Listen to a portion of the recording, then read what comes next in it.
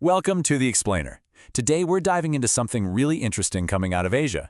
It's a whole new playbook for innovation, and it was born out of a need to solve a growing problem, a crisis of purpose that's affecting millions of young people. All right, here's how we're going to break it down. First, we'll look at a huge cultural shift happening among young people in Asia. Then we'll see how that creates friction with the way business usually gets done. After that, we'll look at a super fast response to this problem, and finally, we'll introduce you to the Shubia model and talk about what it could mean for the future. So, you might be asking, why do we even need a whole new model for innovation? Well, it all kicks off with this massive disconnect that's been growing with the younger generation all across East Asia. Yeah, at the very center of all this is a widespread feeling of burnout. Young people in major economies like Japan, Korea, and China are feeling more and more disconnected. And, this isn't just a small trend, it's a serious cultural current that's forcing everyone to rethink the old ways. And this is way more than just a phase. It's practically a movement. In China, they call it lying flat. It's this conscious decision to just opt out, to step off that relentless hamster wheel of working yourself to the bone. It's a huge signal that the old-school, grueling path to success is just not cutting it for them anymore. Okay, so here's where it gets really fascinating. This whole youth movement connects directly to a much bigger conflict, a clash between two totally different ways of thinking about business and innovation. See, on one hand, you have the classic Silicon Valley model, right? It's all about moving fast, failing fast, and basing trust on credentials, what's on your resume, your track record. But on the other hand, there's the traditional Eastern model, which is all about building trust slowly, deliberately, through deep personal relationships. And this quote just nails it. It perfectly shows the friction. When you try to force that super fast Western model onto a culture that's built on deep, earned trust, well, it just doesn't work. It's like trying to fit a square peg in a round hole, and you end up with a system that feels broken.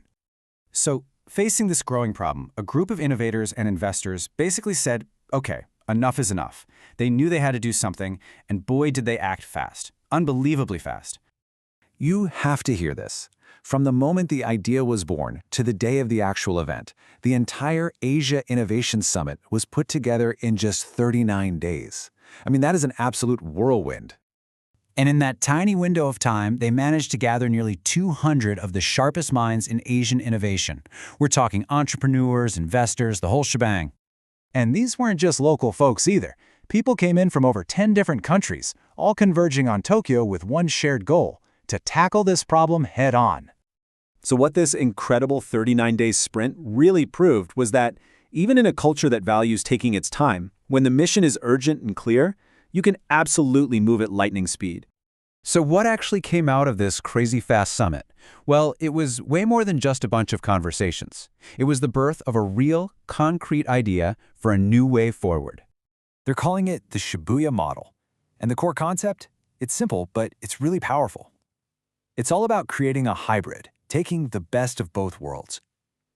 You take the incredible speed and efficiency of Silicon Valley, and you fuse it with the stability and relationship-first foundation of the East. And look, the goal here is not to just copy and paste a system that worked somewhere else. No way! This is about building something from the ground up, an innovation ecosystem that's more resilient, more effective, and actually designed to fit the local culture. And you should know, this summit was never meant to be a one-time thing. Not at all. From the get-go, it was designed to be a launch pad for a much bigger, much longer-term vision. To make it all happen, the organizers laid out this pretty ambitious 5-year roadmap. The idea is to start by really solidifying this new community, then get people working on actual projects together across borders, fine-tune this hybrid model, and then, the final step, scale the whole Shibuya model across the entire region. And that really brings us to the ultimate question, doesn't it? The Shibuya model is a really bold answer to a very deep cultural problem. It's painting a picture of a future where speed and trust aren't enemies, but partners. But the real test, at the end of the day, is whether this new approach can actually re-engage an entire generation that has started to check out. Is it enough to convince them to lean back in?